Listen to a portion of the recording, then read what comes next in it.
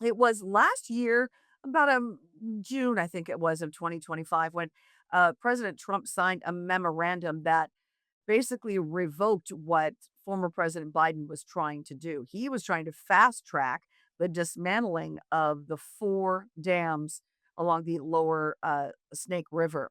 Those produce a heck of a lot of energy for our state. It is clean energy. There's been a ton of investments in a fish ladder system to make sure that the fish can still, get through back to spawning grounds each year. But despite the fact that President Trump put the kibosh on what Biden was doing there, Washington state is still kind of moving along as if that never happened. Now, we have the Washington State Department of Commerce that is accepting proposals from qualified organizations or firms to analyze, okay, if we tear the dams down, we don't have all that power generation, all that clean energy. What would it cost to replace that? How many wind turbines would we have to put up, and solar panels and battery storage? Would that even be possible to do? What would it cost the state to have to put all those trucks on the highway to transport all of those agricultural products to ports, rather than using the river system that the dam highway system, if you will, the water highway system currently allows? So this study is not going to be cheap, but I did find out some very specific information today on this from the Department of Commerce. They sent me the line item. It was funded. This study was funded in the 2025-27 budget at a cost of $800,000. That is what we're going to pay to have somebody come up. Oh, and by the way, it's $800,000 from the Climate Commitment Act. I found that to be interesting. So you're paying at the gas pump your CCA money, and now that money is going to go to a firm to say how we would replace all the clean energy if we tear down the four lower Snake River dams, even though at this point that's nowhere on the radar. So some of your CCA tax dollars at work. So I spoke to Chris Cargill, president of Mountain States Policy Center. He penned an op-ed in response. He says he believes commerce isn't even asking the right question. He doesn't believe it should be, how much is it going to cost to replace the lost energy generation from the dams. He believes the real question should be, does it make any sense at all to continue to talk about tearing down these dams? Washington State can do all the studies that it wants.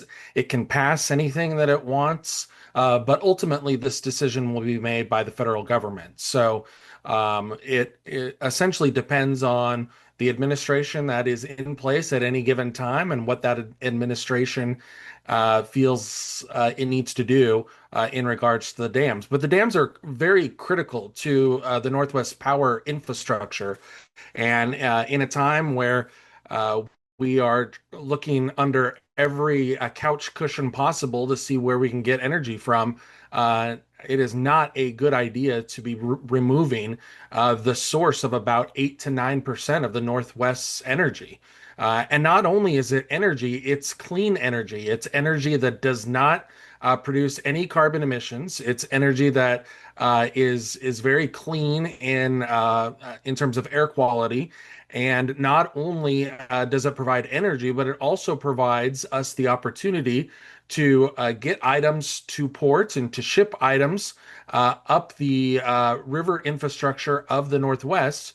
And take stress off of our roads and take stress off of our air in terms of air pollution from trucks that may have to be used if we didn't barge them up our river system. So there are many facets of this conversation, but it's important to know that, again, Washington State can do all the song and dance that it wants, but ultimately this decision will be made by the federal government.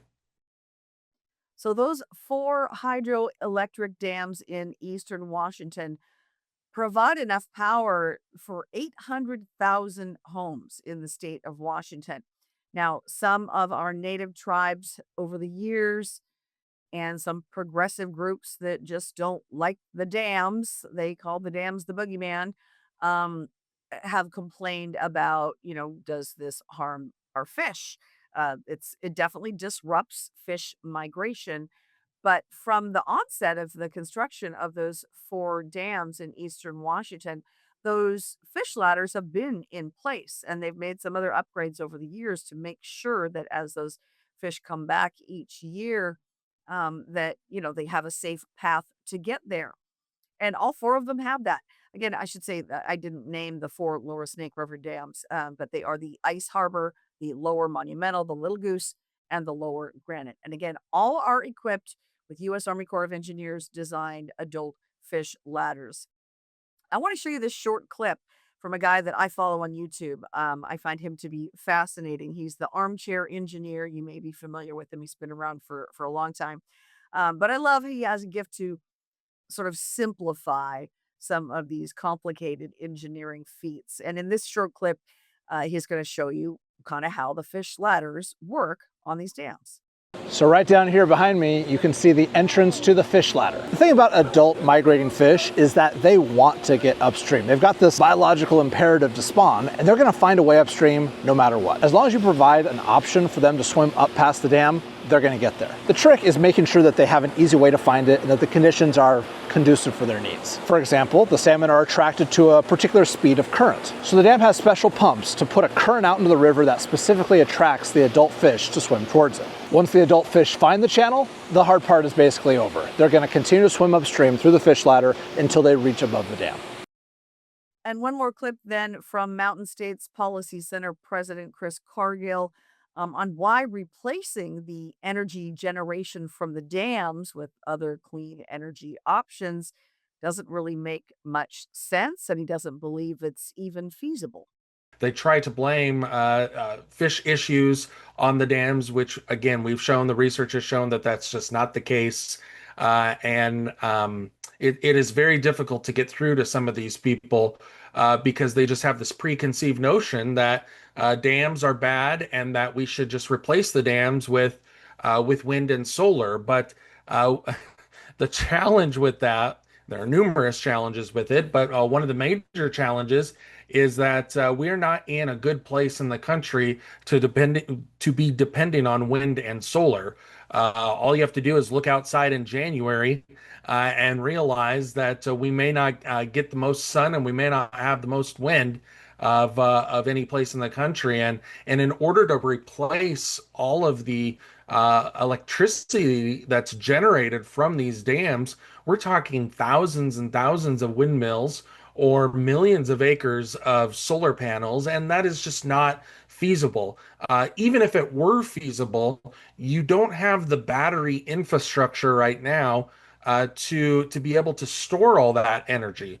The great thing about the dams is, I mean, you can literally flip a switch and provide millions of hours of electricity to homes throughout the Northwest. You can't do that with wind or solar. You don't have the battery infrastructure in place right now to make sure that you're able to do that. So it is just not feasible, nor is it economical, nor is it an environmental benefit to replace these dams.